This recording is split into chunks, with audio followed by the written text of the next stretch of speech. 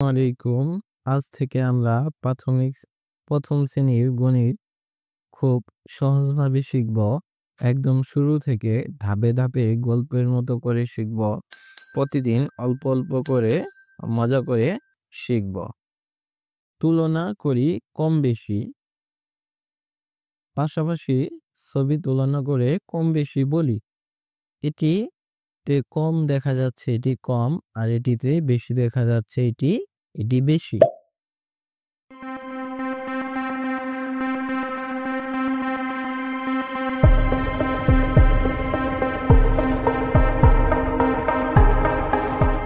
এটিতে বেশি দেখা যাচ্ছে এবং এটিতে কম দেখা যাচ্ছে, এটি বেশি।